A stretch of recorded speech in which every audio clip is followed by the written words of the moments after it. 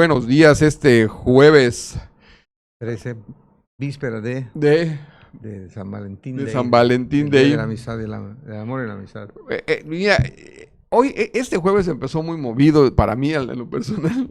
Ayer tuve una asamblea de condóminos que también son esas cosas que dice uno, si no podemos autogobernarnos en pequeños espacios, somos 39 personas y no podemos ponernos de acuerdo. Déjate ponernos de acuerdo. Llegamos 10 dueños de casas. Participar por lo menos. 29 no llegaron. Dices tú, bueno. Y luego se molestan cuando lo que uno decide. Es más o menos como el tema electoral. Sí, como el tema del país. Del tema del país. Así es en todo, ¿no? O sea, resuelvan ustedes. Y cuando resuelves y no les gustan, hacen un borlote. Oye, Hinder, yo estoy preocupado. Y te digo preocupado, estoy preocupado porque yo veo cosas que me llaman la atención, no para bien. Ese es México. Ese es México.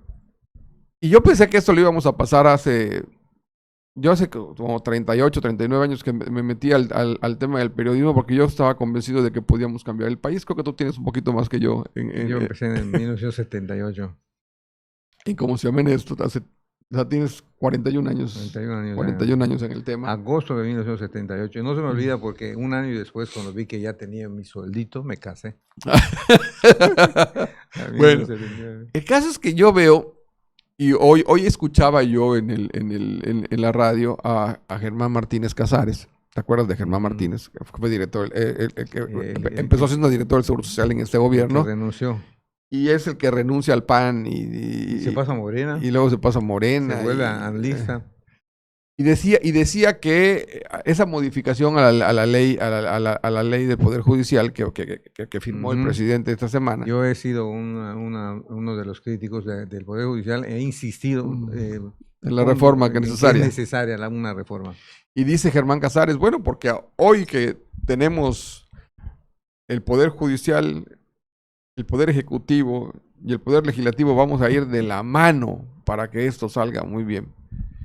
Y dices tú, bueno, de la mano, ¿no se supone que son tres independientes que se deben de vigilar unos a otros? ¿Sí? Y van a ir de la mano para hacer esto? Cuando empieza mal. Cuando el legislativo debe decir, hey, esto que me estás proponiendo acá te da chance de esto y esto, ¿sabes qué? No te lo voy a probar así, hay que probarlo de esta manera. Es que en México todo se hace a matacaballos sin consensuar. Por ejemplo, el aumento de impuestos y derechos que solicitó y obtuvo el gobernador Vila Dosal, no se consensuó con nadie, ni siquiera con los empresarios. Bueno, última hora lo hicieron. Pero para eso son impuestos. ¿Te acuerdas? Como lo dice su nombre. Esa parte, bueno, pero la puedes pero no así la puedes obviar porque, bueno, es parte de la función de un gobierno. Que no es correcto que la haga sin practicarlo, ¿no? Pero ¿sabes qué no es correcto?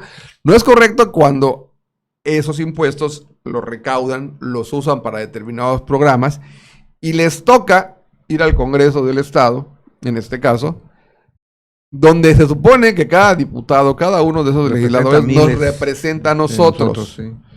Entonces, ves, y escuchaba yo algunos argumentos que cuando le preguntan a uno de los secretarios, han ido nada más 13 hasta ahora, ¿no? Hubo 2 días de convergencia, lunes y martes. Lunes y martes. Martes, lo que me recuerdo es Ernesto Herrera Novelo, secretario de Fomento Económico, y Michelle Friedman, secretario de Fomento Turístico. El día anterior fue el titular de la SSP. Y luego fue la de administración también, ¿no? Que por cierto no dijo nada el comandante. Y a eso voy, a eso voy, porque... ¿No informaron nada, Paco? A eso voy. Le empiezan a preguntar y una persona se para y le pregunta y le dicen, hey, lo que usted me está preguntando tuvo que haberme la mandado en la relación de tantas preguntas que me hicieron llegar en diciembre pasado para que cuando yo venga a hacer esto... 150, 175 preguntas. Y dices, bueno, es la máxima tribuna del Estado. Yo entiendo que tiene que haber un reglamento. A ver, pero en el reglamento no dice... Si me evitas la respuesta, si me evades la respuesta, yo no te puedo preguntar. Eso no lo dice ahí. La Constitución local, ayer lo estaba detallando una persona, creo que es el artículo 27 o 28, algo así, dice que al 15 de diciembre pueden mandarle preguntas al jefe del Ejecutivo que va a rendir su informe, pero eso no quita, no escuché que digan nada, y está prohibido hacer otra pregunta que no está aquí en la lista. O está prohibido que en la comparecencia del señor secretario o el diputado haga uso de la palabra. No. A ver, la glosa del informe no puede estar encima de la ley. La glosa del informe se supone que sirve para que cada uno de ellos haga una explicación. José, haga una explicación de cómo se llama, de qué usó el recurso que el gobernador le permitió al nombrarlo lo que lo nombró usar. Ahora, ese presupuesto, perdóname, gente, nada más para terminar de redondear la idea, se supone que lo autoriza el Congreso. Claro.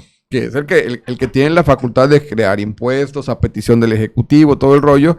Y se supone que ante esa soberanía, que los diputados son electos exactamente igual como fue electo el gobernador, tienen la misma responsabilidad ante los ciudadanos, porque ellos son parte de esa elección que nosotros los ciudadanos hicimos, de tú a tú preguntarle al Ejecutivo, más a mi favor, si los que van son empleados del Ejecutivo. Sí.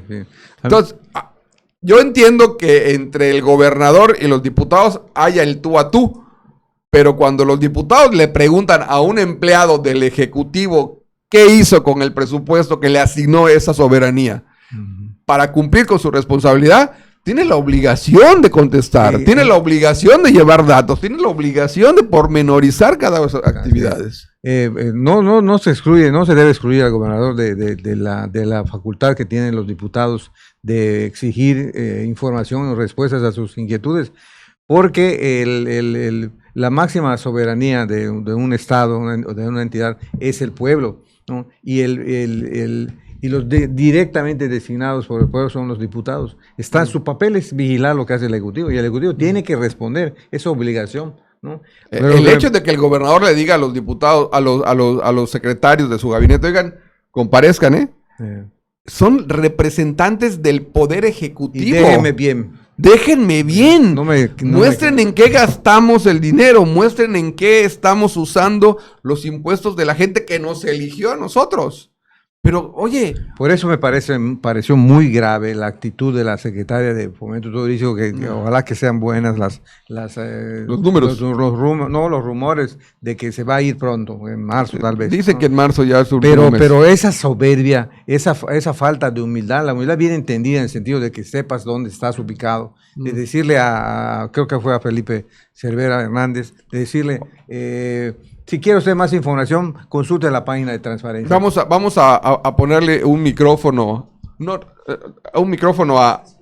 a don Freddy Pot. Vamos a corrernos, Hinder, aquí, de ladito, para que don Freddy entre ahí a tu izquierda. Porque él es izquierda. Él va a la izquierda. Él va a la izquierda. No, pero ahí está. Mi querido Freddy, qué gusto tenerte por acá. Está buena la discusión, porque informar o no informar. Estábamos hablando de lo que pasó recientemente en la Cámara de Diputados local, donde algunos secretarios fueron a decir que se disculpaban, pero que ellos no tenían los datos que le estaban pidiendo a la mano, porque pues ¿para qué se los daban, no? O sea, y puede consultar la página de la página de la Secretaría. Dichosa página no encuentras lo que quieres buscar.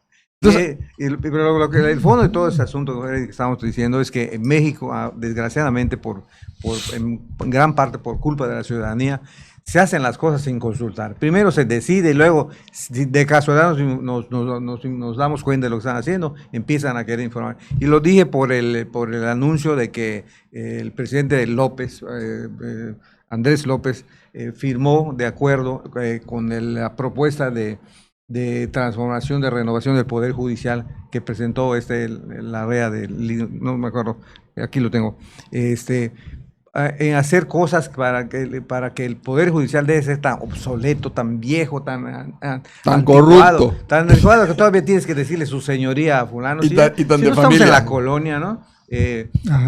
La colonia Pacaptún, ¿a eso te refieres? Él reconoció recientemente que dos de los grandes males, y tiene otros el Poder Judicial, son la corrupción y el nepotismo, ¿no? Y a mí me preocupó lo que dijo en la mañana, en el sentido de que en esa iniciativa van a incluir una propuesta para que con 5 fallos en el mismo sentido se siente una jurisprudencia que obligue a todo el país. Que en lugar de 5 sea solo 1. Pero le estoy diciendo a Paco, hay 32 entidades federativas que no son el Distrito Federal. Y son autónomas. El Distrito Federal van a votar a favor de matar niños en el vientre de su madre. Yo, por ejemplo, como Yucatán, y creo que muchos, y en otros estados también, por decir algo, ¿no? O la eutanasia, la forma de pensar de los capitales de la capital es muy diferente a las otras entidades. Entonces nos van a imponer modos de vida que no nos preguntaron si queremos, ¿no? No puede hacerse una reforma del Poder Judicial nada más con los del centro. Tendría que consensuarse, que si da trabajo, pues es que así da trabajo la democracia. Pero no imponer nada. Yo me imagino que en un país ideal, que estamos muy lejos de vivir en ese país ideal, ya ni siquiera los senadores y los diputados federales tienen que tener muy claro que fueron electos en una elección que valió lo mismo que la que fue electo el señor presidente, en la misma, y que ellos son tan representantes del pueblo, del segmento que los eligió, como lo es el señor presidente. Pero aquí estamos regresándonos a los 60s, a los 70s, cuando el presidente lo idolatraban.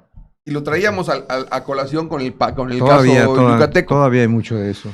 Y en el caso yucateco tenemos un congreso de que los diputados no entienden que, si bien es cierto son representantes populares exactamente iguales que el gobernador, cuando el gobernador instruye a los secretarios del gabinete a ir a darle una información a los legisladores, es como si se la pidiera a él. Le está encargando su imagen. Pero además con la sobrecarga de que dice, a ver, demuéstrele usted a los representantes del pueblo yucateco que no eligieron a una persona incapaz e insensible. Uno. Como están creyendo últimamente. Dos, ustedes, que son mis secretarios, vienen de secreto, de ahí deriva la palabra secretario. Ustedes, como mis secretarios, tienen la obligación no solamente de dar las cuentas que me dan a mí, sino más. Claro. Pero no solamente tienen la obligación esa, tienen la obligación de dejarme bien a mí. Entonces ustedes no pueden negarse a entregarle las cuentas a la gente, porque ellos al final tienen la auditoría. Claro. Sí. Y esa auditoría es la que nos va a validar si gastamos el presupuesto que ellos nos autorizaron de una manera correcta. Pero los diputados no son representantes de un cachito de personas. No. Los diputados son integrantes de un poder. Claro. Que es el poder legislativo. Sí, así es. Y que además ellos no representan a los ciudadanos donde fueron del votados. Distrito que lo ellos representan a todo el Estado, claro, o a toda la nación. Así es. Es así la definición del poder de legislativo y de los diputados locales y federales. Claro. Porque se creen que cada quien tiene su chanfeudo, donde está su distrito. Del distrito. Entonces vas a repartir gallinas y tonterías. No, es lo que hacen históricamente. Ahí termina la función del legislador. Muy equivocado. Claro, entonces la función del legislador no es esa. Entonces el legislador tiene la facultad de analizar, discutir y proponer todo lo relativo al ámbito de su elección, que en el caso de los estatales, toda la entidad. Y defender los intereses de los ciudadanos. Todo el país. Claro. Defender los intereses de los ciudadanos. ¿Cómo se llama? Anoche lo escuché, aquel Marcelino, no sé, un diputado del interior del Estado. De Tispeo, le decían al diputado Jalep. Ándale, exactamente, que dijo así, no, los diputados somos empleados del gobernador. Sí. Es que así era. Así era. Creo que todavía sigue siendo. Yo creo que ese pasado no está tan lejos, mi querido Freddy.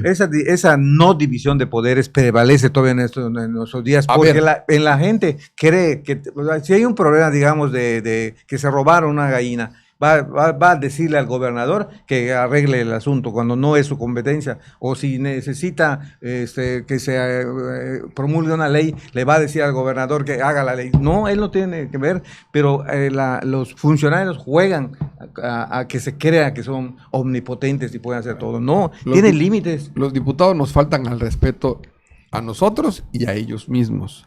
En el momento que ellos no entienden que son representantes populares y que fueron electos en la misma elección, en la misma calidad de elección que fue electo el gobernador, en ese momento ellos se menosprecian a sí mismos y generan esa minusvalía que los hace ser dependientes. Claro. Porque además, cuando son diputados de partido, que el partido coincide con el titular del Ejecutivo, es quizá entendible porque deberían tener que respetar la plataforma política con la que llegaron al cargo. ¿Estamos de acuerdo? Pero debieran ahora, poder respetar eso. No necesariamente, porque ellos son representantes de un poder, ya no hay partidos. Ya no hay partidos. Ya no hay partidos. Exacto. Pero eso es lo que no se entiende, Freddy. Ahí cuando dicen, no, es que nosotros somos panistas, tenemos que apoyar al gobernador panista porque es nuestro proyecto y ganó. No es cierto. Bueno, apoyar al poder legislativo. No era cierto ni cuando el PRI ganaba. Es cierto, Freddy, se acaba, en las votaciones se acaba el partidismo y ya deben trabajar todos juntos. Pero no trabajan todos juntos, trabajan en función de sus obligaciones. Por eso, trabajar en el Congreso me refiero. Pero su formación, su forma de ser, va a estar siempre marcada se supone, por la formación que tuvieron, la formación política y la ideología que les hizo llegar al poder. ¿Cuál ideología? Esa es la que menos existe hoy en día. Sí. Ya ves que están en el PRD, luego se van al PAN, luego se van al PRI, luego se van a estamos como Morena. Se regresan. Por eso estamos como estamos, porque no tienen conciencia. Por ejemplo, en los 70s y en los 80 por lo menos había un debate de ideología política. Hoy eso ya se acabó. Se acabó por completo.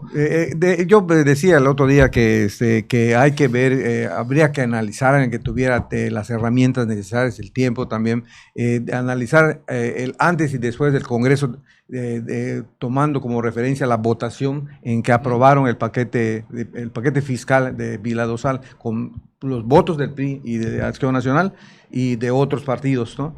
Porque uno queda desconcertado en el sentido de que ya no hay oposición, o quién se encarga de la oposición, o les pagaron, o qué pasó, vaya. Dicen incluso que hablan de 4 o 5 millones por diputado local. Y que los del PAN se molestaron porque a ellos les tocó menos, ¿no? Pero si ellos no tenían por qué tocarles nada, porque es su gobierno, el gobierno a nadie le tenía que tocar nada. No. Así es. Pero la política es la obligación de ellos. Pero la política es desgraciadamente aquí partimos de un eso ya es fraude. Partimos de un principio viciado. Nada tiene que ver con la política. La política es otra cosa. Partimos de un principio viciado. Pues no hay política. La gente sí hay política, nada más que ellos no la aplican. Ellos aplican sus intereses. La gente cree que los 80 años que tuvimos partido único y hegemónico es lo que tenemos que replicar, porque no conocen otra forma de hacer política. Desgraciadamente hubo una transición política y los que fueron parte de esa transición replicaron los mismos métodos y las mismas... Más que lo replicaron, se pasaron.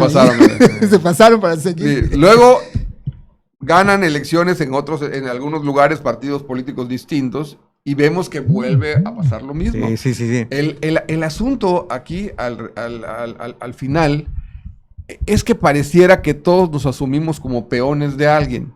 A nosotros, como país, pareciera que nos cuesta mucho tener la calidad de persona que nos da la Constitución. Sí.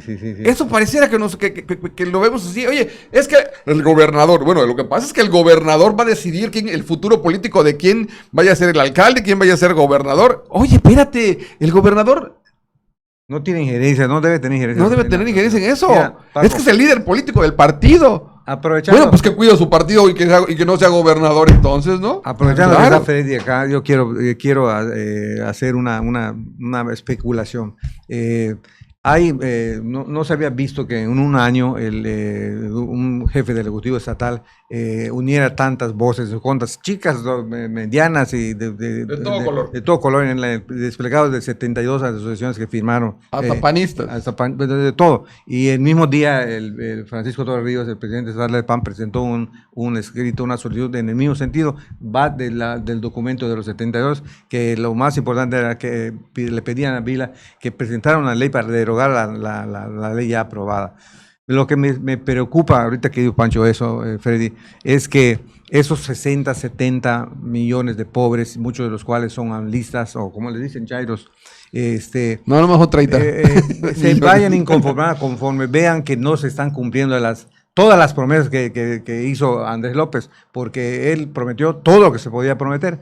Entonces, que la frustración vaya creciendo y haga que esos 60 o 70 millones que votaron a favor de Andrés López, No, porque 30 millones. Esos millones que votaron, decidieron el rumbo del país con su peso electoral, vuelvan a sentirse inconformes y cambien de rumbo otra vez, diga, ahora no queremos ya a Morena, queremos a otro, y otra vez tengamos un cambio cosmético, otra vez el país empieza de cero y otra vez no llegamos a ninguna parte, porque no hay, como personas no mejoramos en lo político, no aprendemos. Ese es un riesgo, ese es el gato pardo. México vive un eterno gato pero pardo. Te imaginas cambie todo para que todo siga igual. Imagínate que pasa eso otra vez. Yo ese riesgo, pero si sigue empeorando la incongruencia social, porque no cumple todo lo que ofreció y ofreció todo lo posible y se sigue regalando dinero sin bases, sin normas, vuelva a pasar lo Pero mismo. Independientemente que cumple lo que prometió, él está obligado a cumplir su función de presidente, que no la está cumpliendo. A mi sano juicio, no lo está cumpliendo.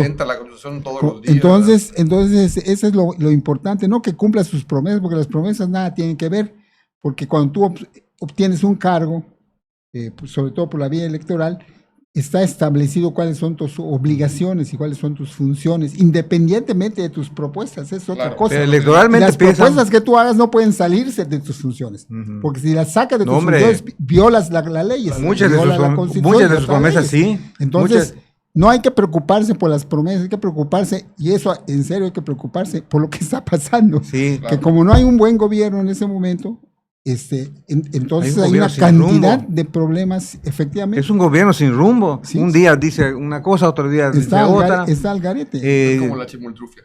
Por ejemplo, se supone que hace 2 días o algo así llegó un personaje con un cheque de 2,000 millones de pesos, sí, que es para una rifa y que de esa rifa van a sacar dinero para medicamentos. La fiscalía la presentó. Sí, y los medicamentos que van a ser por 2,000 y enseres para los hospitales y demás, va a ser por 2,500 millones. O sea, solo 500 millones más va a resultar de esa rifa, pero estamos hablando de una rifa que se va a hacer hasta septiembre.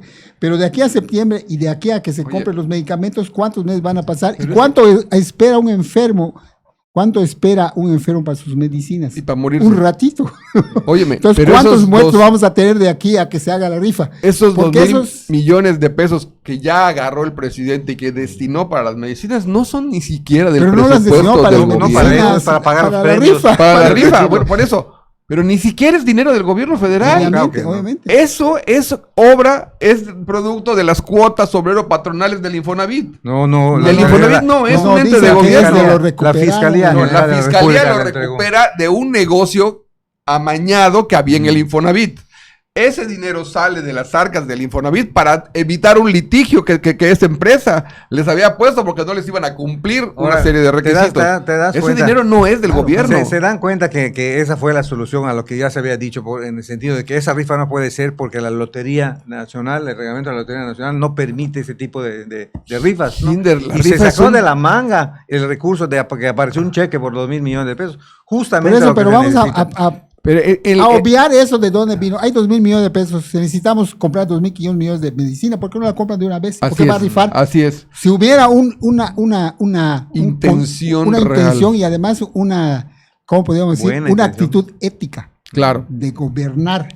una actitud ética gobernable. Yo tengo un problema con la salud, tengo 2.000 millones de pesos que llegaron, órale, va para allá. Va para la de una salud. vez que se compre la medicina, porque no. lleva su tiempo comprar las medicinas. Claro. ¿No? Entonces, pero no vamos a rifar y vamos, o sea, es todo para la cuestión mercadotécnica, política. Mediática. Oigan, un distractor de los verdaderos porque problemas. Este mes salió el índice de empleo.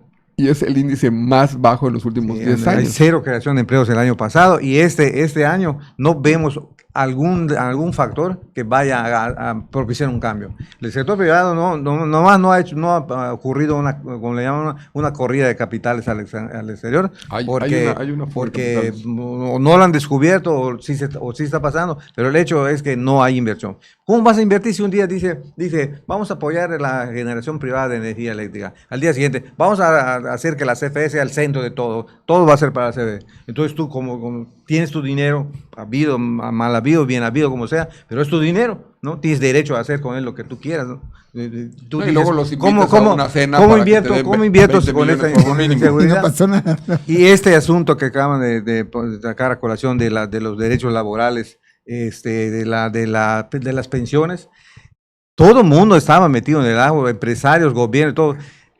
¿Quiénes son los que violan las leyes laborales nacionales? Los funcionarios de gobierno son los que hacen que cada año los empleados de alguna empresa finen su renuncia y los vuelven a contratar, finen su renuncia y los vuelven a contratar. De manera que no hacen antigüedad, no les depositan su afore y son los más elusivos de la ley laboral. Por eso no querían que vinieran los inspectores estadounidenses del trabajo, porque se iban a dar cuenta que con la forma en que manejan sus finanzas los empresarios, dejaban desventaja a sus pares estadounidenses. Y todavía los van a dejar. Sí. Aquí las mañas que tienen. Tiene 4 años en picada la producción automotriz. No había afectado al país porque buena parte se exporta. Pero hoy, cuando entre en vigor el nuevo Tratado de Libre Comercio, ese que no es neoliberal, ese que hoy sí es bueno, y que concedieron a los americanos toda la producción de acero que se va a utilizar en esos coches, tiene que tener un porcentaje para que los acepten en Estados Unidos. Los salarios tienen que estar a partir de un rango para que puedan pasar a Estados Unidos. O sea, nos empezaron, si algo era benéfico para el país, era que aunque sean salarios de hambre comparados con los de Estados Unidos, los que le pagaban a la industria automotriz mexicana, eran salarios mucho más competitivos que lo que tenemos tú y yo aquí. ¿Ok? Y eso era un incentivo para que más gente viniera. Hoy le dieron razón a Trump y como él ha perdido los empleos, pusieron todos estos candados para que vuelvan a abrir plantas en Estados Unidos, que ya las están abriendo. En Ohio y en todos lados. Aumentaron mucho sus empleos en esos primeros meses. Entonces, el señor presidente de Estados Unidos. El señor presidente no solamente no le contesta cada tuitazo a Trump, no le planta la cara cada vez que hable, como decía que iba a hacer, sino que aparte se bajó los calzones, porque el muro nos está costando a nosotros con todas las 25,000. Y ya lo celebró. Todo el rollo. Que México lo está pagando y de muy buena manera. Yo creo que al final el problema del país es muy grave. Yucatán es una isla al día de hoy. Yucatán es una isla, que querramos o no querramos verlo. Ayer se publica en El Financiero una serie de estadísticas donde habla el desplome de la industria turística en Quintana Roo. Habla de que Campeche tiene el penúltimo lugar en crecimiento económico. Habla de que Tabasco tiene el último lugar en crecimiento económico. Habla de Chiapas, de Oaxaca. Y la única isla que tiene crecimiento y desarrollo económico aquí es Yucatán. Y no es gracias a esa gran vocación que tengamos en nuestro gobierno. Porque aquí hemos tenido una inercia desde los años 80, cuando se construyó el puerto de altura, que todos vimos mal el tema, pero al final del día creo que ha sido positivo, y luego que criticamos la llegada de las maquiladoras, pero ha habido una continuidad de una forma u otra en el tema del desarrollo económico. Es esa zona de industrial de Junumá, que está por allá. A mí desde el principio me preocupa. Las empresas que vinieron a instalarse son empresas depredadoras 100%. Están saqueando el agua de la zona, están contaminando los mantos freáticos, y cuando vinieron se les dio las gracias, se les felicitó, se les recibió como si fueran las salvadoras del Estado. Y no van a ocasionar un daño muy grande que no se está previendo. Aquí estamos entre la disyuntiva de les damos trabajo y de comer, o les cuidamos el mundo en el que viven, ¿no? Pues es que ambas cosas tienen que ser ambas cosas, claro, la obligación del Estado, eso sí, ahí no hay discusión. No es, se puede dar de comer aunque se pudra todo y se echa a perder el agua y el medio ambiente. Y tienes un presidente están obligados, además no es convenio, sí, yo creo que es una especie de convenio internacional firmada por México, que es el desarrollo sustentable. Sí. Oye, llamado 2030. Pero si el gobierno es el primero que lo viola. Ahí estás viendo la cosa esa que van a hacer allá en Dos Bocas, que depredaron el pantano, quitaron todo el mangling, no sé cuántas hectáreas. Sí. Tienes el tema del Tren Maya. Una mata de mangle y vas te vas al bote. Tienes el tema del Tren Maya, que la gente de las comunidades se está oponiendo porque no conocen la zona, que hablan de que van a hacer un túnel de 4 metros. 4 kilómetros. 4 kilómetros para llevarlo al centro. Y dices, bueno. Oye, pero ¿cómo va a dar vueltas esa cosa? Una máquina que y luego tienes... es una payasada, ¿no? Esos proyectos. Bueno, y dijeron que iban a hacer un nuevo aeropuerto, ¿no se acuerdan? Sí, claro. No es la primera vez que dicen algo. Además, ahora enfatizan que es inversión del gobierno federal, los 120,000. Y al principio que decían 10% del gobierno federal y 90% iniciativa privada. Y ahorita iniciativa privada ya no quiere. El que no lo entienda. Después del aeropuerto menos quiere. El que no lo entienda no lo está viendo. El señor presidente lo único que quiere es un gerente en cada estado. Y si a ese gerente le tiene que apretar el pescuezo con recursos, con popularidad, con lo que tenga que hacer para que ese se someta al gobierno de la 4T de la República, lo van a hacer. Ahí va a venir a Yucatán. Estuve en México en diciembre. Mi hijo presentó un examen. Y algunos amigos míos, conocidos míos, quedaron en muy buenas posiciones en el gobierno de la 4T. Entonces fui a desayunar con uno de ellos y me dice, oye, fíjate que estamos viendo un tema. ¿Qué? Facturas falsas. La sobrefacturación, la facturización falsa, no sé qué, no sé cuánto. Aquí el caso de los y me dice, oye, ¿sabes quién? ¿Y tú vives en Yucatán? Me dijo, por ahí vamos a empezar. Y lo que va a pasar en Yucatán, me dice, es un escándalo. No tienes idea cuántas empresas enormes hay que solo existen en papeles. Pero te voy a decir cuál es el mayor problema, ¿qué? La connivencia que tienen esas empresas con los gobiernos estatales de Yucatán, porque son los que les facilitan las facturas para que tapen sus puerquesas de desvío de dinero. A mí me llegó una advertencia similar. Por ahí empezamos. Similar, pero en este caso es de la manipulación de terrenos y de propiedades inmobiliarias que se ha estado manejando desde hace tiempo. Ya tiene identificado a ciertas personas. Una de las mejores maneras de lavar dinero es en la industria. Una de las mejores maneras de hacer dinero en el gobierno, que ya no es robar los fondos. Si se puede, se roba algo que aparece por ahí. Pero lo que han descubierto todos los políticos es que es más fácil y más productivo acaparar tierras. Comprar las tierras, ponerlas a tu nombre, el nombre de familiares y esperar un poco para venderlas. Un empresario yucateco se sentó con sus hijos y les dijo, a ver, señores, esta empresa la creó su abuelo, la hice crecer yo y se la estoy heredando a ustedes. Y estoy viendo con mucha preocupación que ustedes lo único que están haciendo es especulando con el dinero, comprando tierras. No se equivoquen, el dinero no sirve para eso. El dinero sirve para que lo inviertan en empleos, en generación de producción y todo el rollo. Es buen empresario. ¿Y saben por qué? Es un principio muy sencillo. Yo, como empresario de toda la vida, la única manera que tengo de recuperar mi dinero y de darle la vuelta al dinero y generar una derrama en la población es instalando fábricas, es vendiendo cosas. Bueno, es un buen empresario, ¿verdad? No manipulando mi dinero, metiéndolo a la especulación. Y hoy en Yucatán, asústense, esa gente que dice fuera guaches y fuera gente de todos lados, esos especuladores de terrenos le están vendiendo la tierra a la gente de fuera, que es la que está viniendo a invertir en los departamentos, en las casas, en todo lo demás. En consonancia con lo que tú dices, un amigo de Tizimín me dijo hace como 4 meses, me platicaba sobre cómo no hubo el relevo generacional en la ganadería de Tizimín, porque los Ayala, los López, todos esos que eran ganaderos grandes, mandaron a sus hijos a estudiar a Mérida. Los muchachos ya como el roce de la ciudad y con sus títulos no quisieron regresar al monte a sobarse el lomo allá.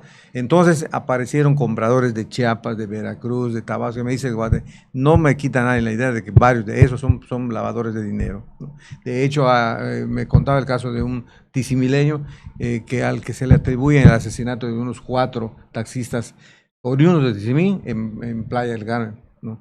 Se le hizo fácil porque los conoce a todos. Claro. Pero están pasando cosas en el interior del estado que, por ejemplo, se está llenando de narcomenudeo en mi pueblo, en Tilán Guzales, en Buxots, en Tilán Bravo. En cualquier cantina encuentras un distribuidor de droga. Todo el mundo lo conoce. Lo único que no sabe parece ser que es la policía. ¿Y qué hace la gente de esa comunidad cuando viven a un miembro de la comunidad envenenando a la comunidad? Pues deberían rechazarlos. Después de que ves que agarran a uno, los policías así empezaron, agarran a uno, lo remiten a Mérida, a los 2, 3 días ya se de vuelta en el pueblo vendiendo otra vez la droga. ¿Qué hago?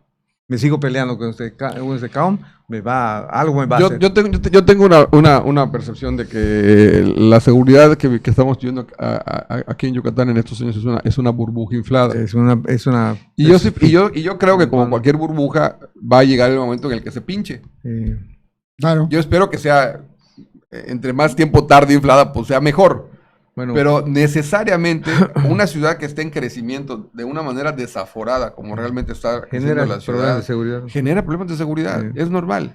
Pero lo que a mí más me preocupa es que todo lo que estamos viendo es consecuencia de la inacción de 2 poderes. De 3 poderes, de los 3 poderes que son la base del gobierno.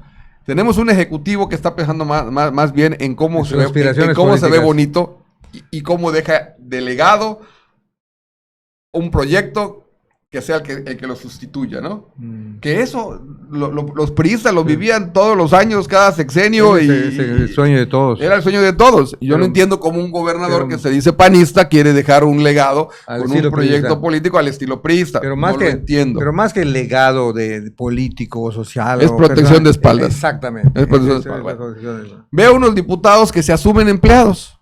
Unos diputados que en lugar de que sean hasta por la sanidad política de su propio partido, que sean los número 1 en crítica, que no dependan del Ejecutivo, todos están pensando, oye, ¿y cuánto te van a dar? No, pues que me dieron 2 millones de pesos y eso que me abstuve de votar. Oye, y si voto a favor, ¿cuánto me dan? ¿Será que me den 4? Oye, ¿por qué no vas y lo negocias? Y todos están pensando en eso. Bueno, y tienes un poder judicial,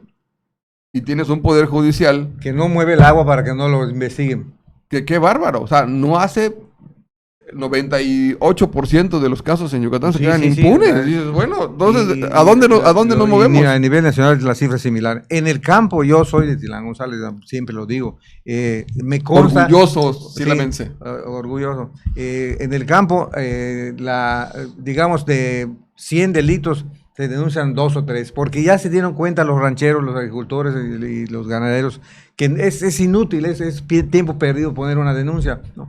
La impartición de justicia es todavía un sueño en el interior del Estado. No sirven para nada los ministerios públicos. Bueno, tienes un presidente que acaba de decir que esa muchacha que encontraron muerta, desollada por el novio, que no hablen de los feminicidios ahorita. ¿Por qué? Porque yo lo que quiero es que no paquen mi rifa. La noticia es este billete. Esta es la noticia principal, que nada lo paque. Es preocupante, Freddy.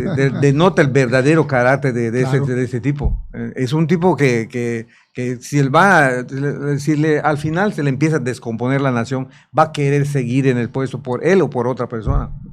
Eso es lo preocupante. No es tan tolerante, no es tan buena gente como... Pues yo creo que no está muy lejos eso que tú dices. Ya se empezó a descomponer la nación, ¿no? Sí. Si observamos lo último acontecido, por ejemplo, en Sinaloa, en ambos casos, la liberación de Ovidio y la boda de la hija del Chapo. O sea, ya nos llama la atención de quién manda en ese país. Claro. Por ejemplo, ¿no? No, muchas zonas ya se crimen. Ve la Ciudad de México. Todos los mercados de la Ciudad de México han tenido incendios los últimos días.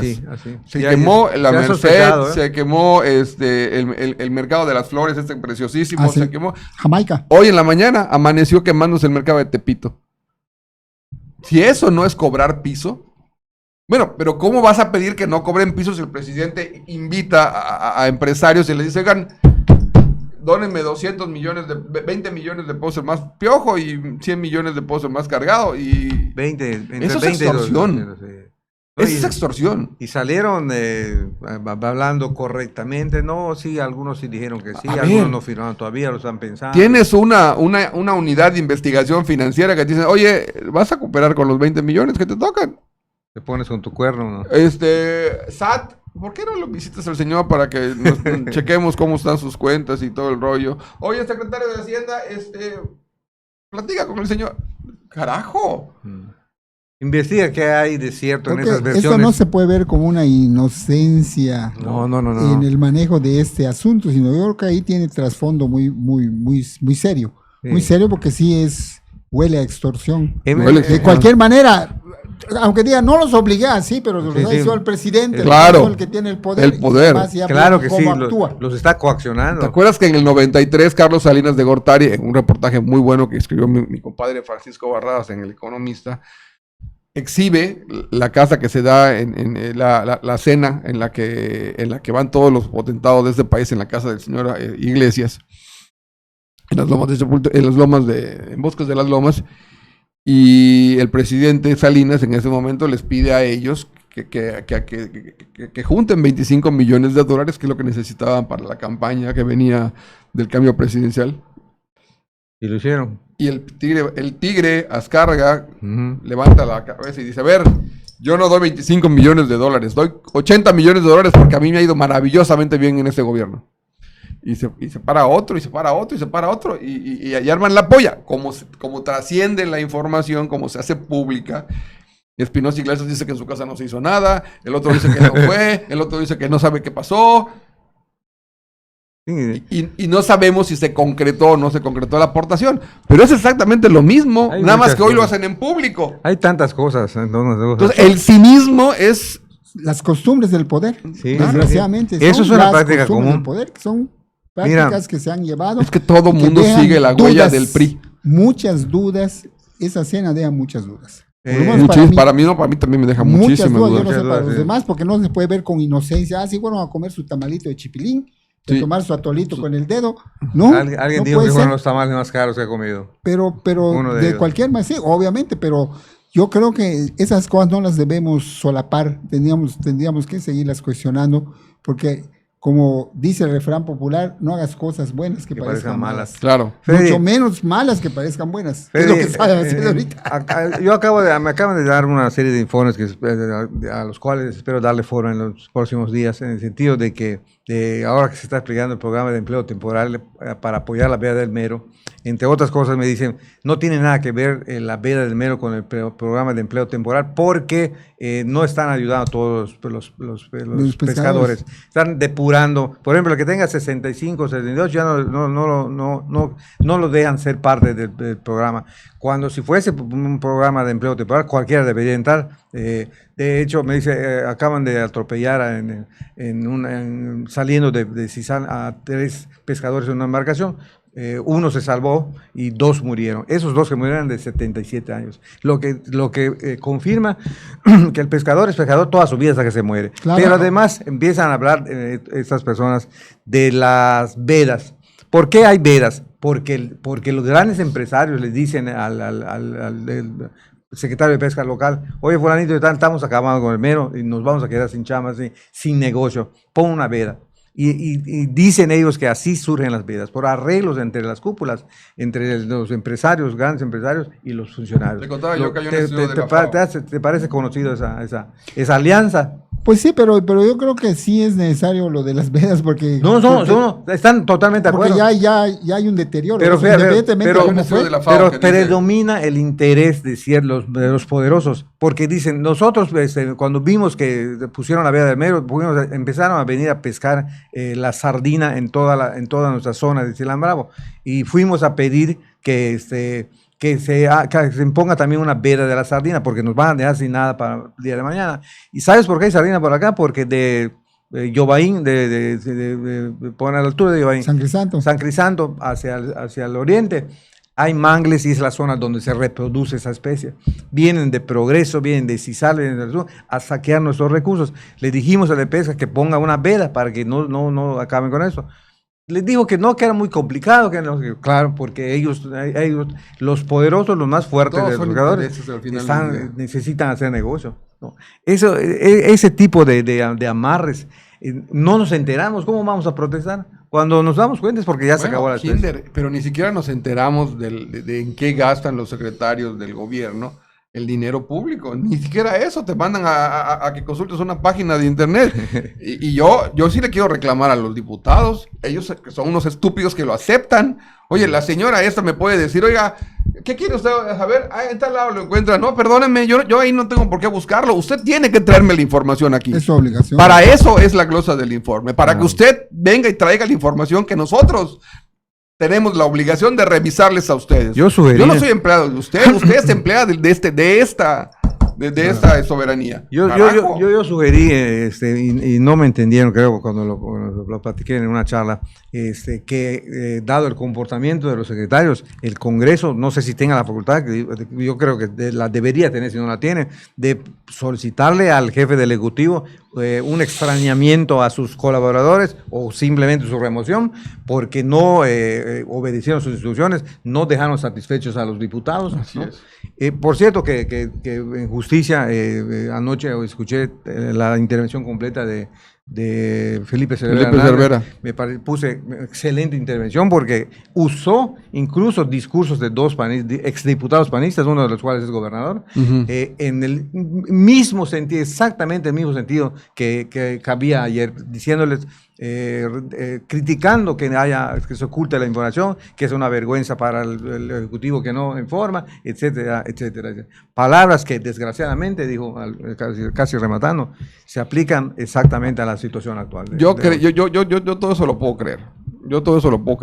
Lo que yo termino sin entender es la denuncia pública que se hizo muy grande, cuando descubren empresas apócrifas que le vendían facturas al gobierno de Rolando Zapata. Sí, Nadie investigó nada. Pero resulta que después hay una denuncia y ves que las mismas empresas que le daban facturas falsas a Rolando Zapata se la daban al Ayuntamiento de Mérida, de que era el señor Vila. Y creo que esa denuncia hasta el día de hoy sigue circulando y sigue sin haber una autoridad que la pare, que la detenga, que le esclarezca. Yo, gobernador del estado, me involucran en un tema de esos. Yo soy el primero que dice, permítame, señores, esto a fondo, vamos a revisarlo. Yo era el presidente municipal, a mí me interesa que mi nombre quede limpio. Pero no ves a nadie. No hay una autoridad que diga, oye, yo solo tengo un nombre y este nombre me va a acompañar toda mi vida. Lo tengo que cuidar. Y de todas las denuncias que se pusieron sobre corrupción, ninguna avanzó. Yo veo a muchos priistas que le reclamaban a Rolando Zapata, oye, Rolando, el saqueo de Ivonne Ortega, ¿dónde está? Oye, Rolando, el saqueo de Angélica Araujo. Oye, Rolando, ¿cuándo habíamos visto que el ayuntamiento le prestara al gobierno del estado una lana? ¿Cuándo? Vamos a esclarecerlo. Lo entiendo. Rolando Zapata era empleado de Ivonne Ortega. Era parte de ese gobierno y seguramente tuvo que ver con el tema. Pero hoy, ¿qué liga es la que vincula al señor Vila con el señor Zapata? ¿Por qué el señor Vila no llega al fondo de todas esas denuncias? Aquí yo tengo muy claro que hay 5 años de prescripción de algunos delitos. Pero el hecho de que prescriban no quiere decir que no los denuncies ni que los exhibas. Pues quizá pueda ser que legalmente ya no puedas proceder contra ellos porque ya venció el plazo. Oye, pero la obligación de esclarecerlo sí es del gobernador. ¿Por qué te venció el plazo? Yo no entiendo por qué hasta hoy este gobierno no me ha mandado de manera pública una información de cuál es el estado que guardaba el gobierno que recibió el señor Vila. Sí, no. Yo no he encontrado ese documento donde me diga finanzas así, propiedades así, bienes muebles e inmuebles así, vehículos así. Yo no lo he encontrado. Creyeron que con la farsa esa que hicieron de devolver los vehículos rentados y la madre y media ahí, con eso iban a pararse el cuello. La verdad. No fue nada. Oye, faltaban 3 meses para que me hicieran los contratos. Y a lo mejor si los devolvían, le pasa lo que le pasa al señor López con la estupidez que quiere hacer. Tú no puedes cancelar un contrato de arrendamiento porque la penalización a lo mejor te cuesta más cara que dejar que el contrato venza. Así es. ¿Ok? Entonces dices, bueno, a ver, yo sí le quiero decir una sí cosa. Lo hizo con el aeropuerto. Lo que le critico al presidente López Obrador es que él nos ofreció una cosa en campaña. Él nos mostró un estilo de vida diferente al que hoy vemos que está teniendo. El señor dio argumentos de que era contrario a todo lo que había pasado antes. Y hoy los hechos nos dicen que es una mentira. Que el señor falseó con toda hipocresía la verdad. Hoy yo le quiero pedir al gobernador que nos diga lo mismo. Porque yo, al final del día, también lo escuché hablar en campaña. Y lo que nos dijo en campaña y nos ofreció en campaña, no lo estoy viendo en hechos. Que tiene los galardones de las encuestas. 5 encuestas favorables. Bueno, Rolando también era el mejor gobernador del país. Siempre estaba punteando con Lito, con Alejandro Moreno. Y luego te dice, no, pero ve que bien está el Estado. A ver, el Estado se ha destacado desde hace muchos años en hacer eficiente la inversión privada. Que el gobierno le dé facilidades para eso y todo, eso es otro tema. ¿Estamos de acuerdo? Mira, pero no depende una cosa, o sea, sí depende una cosa de la otra, pero no es directamente responsabilidad del gobernador. No es resultado. No es resultado de eso. Del el señor tiene 1 año y Yucatán sigue estando bien. Hay algo que dicen en los medios que está pesando en la marcha de la economía yucateca, que es que el gobernador es muy reacio a escuchar consejos. No oye a nadie. Entonces yo, Ernesto Herrera Novelo, que lo hicieron repetir en la Secretaría de Fomento Económico, con Rolando, que nunca fue santo de mi devoción, pero con Rolando hizo buenas jugadas. Ahora con Vila no le está yendo tan bien, pero yo creo que más que culpa del jugador, ahí es culpa del manager. Yo te voy a decir una cosa, yo creo que los resultados que está dando Ernesto Herrera ahora tienen que ver precisamente con el trabajo que empezó a hacer antes. Y viene una inercia de concreción de temas que en temas, por ejemplo, de negocios. Te voy a poner uno que medio conozco. En el tema petrolero, por ejemplo, tú a la hora que ganas un concurso y ganas una licitación, pueden pasar hasta 5 años en que empieces tú formalmente a operar el tema y a tener resultados. O sea, eso es cierto. En el tema de la atracción de inversiones, tienes que ir a verlos. Ellos tienen que venir acá, tienen que certificarse. Hay muchas empresas, Kinder, te voy a contar algo que pasó en Campeche. En Campeche llegaron una serie de industrias maquiladoras. Y en Campeche el gobierno del estado construyó naves industriales para entregárselas a las maquiladoras y fuera una parte de los privilegios fiscales que tenían. Les daban también becas para el empleo, todo el rollo. Cuando las maquiladoras ven, se sientan y les funciona el tema, dicen, oye, vamos a comprarte el edificio. Cuando viene la validación del costo del edificio, le dice, oye, yo no te puedo pagar este precio. Tú me dices que te costó 30 millones de pesos una nave industrial. Esa nave industrial vale 7 millones, 8 millones. Bueno, dice, pero es que yo la justifiqué con 30 millones. Sí, nada más que yo no puedo meter esto a la bolsa donde cotizo y que me digan que este bien vale 30 millones porque me van a acusar de que estoy falseando información. Entonces, si tú no me puedes dar una factura de compraventa por el valor real de la nave industrial, yo no te la puedo comprar. Porque a mí sí me auditan, porque yo tengo dinero público metido en mi empresa y yo tengo que darle cuenta a mis inversionistas. Y ahí es donde torce la marrana al rabo. Hay muchos lugares donde se puede hacer la corrupción de muchas maneras. Hacerla tan descarada y tan cínica y luego querer venderla no es tan sencillo. No es tan sencillo. Y traer empresas a que se instalen y vengan y todo el rollo, realmente no es algo sencillo.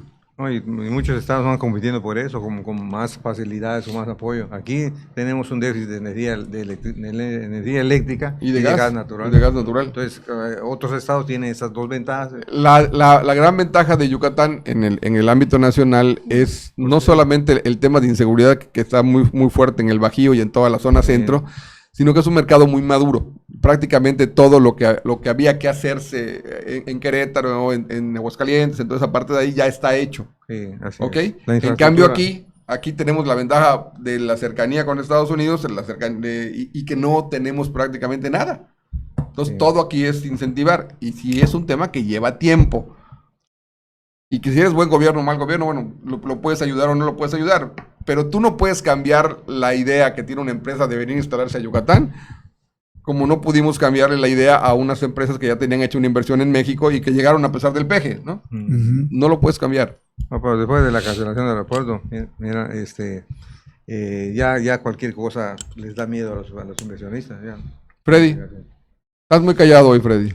Bueno, es que estoy atento a las ¿Qué temas traías hoy? ¿Qué temas traías en la mesa? Yo estoy muy preocupado por lo que está pasando en este país. Así en general. O sea, estás muy preocupado. Muy preocupado. No, hay una larga lista de problemas. Estoy asustado de la facilidad con que se hacen cosas para simular. Comparto con la facilidad con que se hacen cosas para tratar de resolver algo que no están resolviendo, con la facilidad de que se ocultan los problemas graves de este país, con la facilidad con la que se manipula a la sociedad para hacernos ver que todo está bien, pero que están en los pasillos de los hospitales tirados los pacientes. La gente tiene que comprar con su propio recurso una parte de sus medicamentos. ¿Sabes cuántos amparos ha tenido que meter la gente? Y además hay medicamentos muy costosos, por ejemplo, a enfermedades graves como cáncer, que cuestan 20 mil, 30 mil pesos, que la gente no puede pagarlos. No puede pagar, y algunas veces tiene que deshacer de sus bienes. O sea, todo eso que parece una cosa sin sentido comentario, creo que es de mucha gravedad. Y además se está pensando en sacar dinero en una rifa cuando es obligación del Estado. Y tiene 85,000 millones de pesos de ahorro. Esos recursos, porque además es la obligación del Estado. Tenían que buscar la manera de que esos recursos prioritarios para la salud estuvieran ahí en los presupuestos y ejerciéndose en los presupuestos. Y delante de todas esas cosas graves que tú dices, está un sistema partidista que es un caos, que es un anquilosado, viciado, corrompido, podrido. Está dañado en todos lados, en cada uno de los yo creo que es el PRI que, como estaba el PRI deshecho, se pasó allá y se siguió deshaciendo, ¿no? ¿Sabes qué es lo más triste del tema? Que mucha gente te decía que no podían reclamarle honestidad a López Obrador, ¿te acuerdas? Que era el tema que mucha gente decía, no, es que el señor de honestidad no le podemos criticar. La honestidad no solamente tiene que ver con el dinero, tiene que ver con la actitud en la vida. Y es deshonesta una persona que tiene 185 mil millones de pesos de superávit en un año de ejercicio. Sí. Y tienes a los hospitales vacíos, muriéndose la gente. Para invertir, claro. Además, no es de ellos, y ni siquiera es de nosotros. Es de nosotros. Y me preocupa más que 2,000 millones de pesos defraudados al Infonavit, el señor crea que también los puede utilizar y los puede manipular, dejando en la indefensión a los aportadores verídicos de ese dinero. Dices, imagínate si puede hacer eso. Se supone que ese dinero iba a ser para esa institución, para devolver al pueblo lo robado, o sea que debían devolvérselo a las personas. A las personas a las que se lo robaron. Que fueron defraudadas. Así es. No a otras. Bien. En fin, don José, muchísimas gracias, don José. Que pase usted buenas tardes, buenos días, buen fin de semana, buen todo, Freddy. Bueno, pues aquí qué bueno que ya te pudiste regresar con nosotros. Mi querido Hinder, pues aquí nos vemos en la próxima. Muchos años de no haber visto a don Hinder Peraza. Hacía rato. Ratísimo. En el diario, 2 temporadas. Estaba sacando cuentas con Paco, ya llevo 41 años en este negocio. Bueno, negocio, entre comillas. No, porque para mí no ha sido muy buen negocio. Mal negocio, ¿no? Pase buenas tardes. Nos vemos el próximo jueves.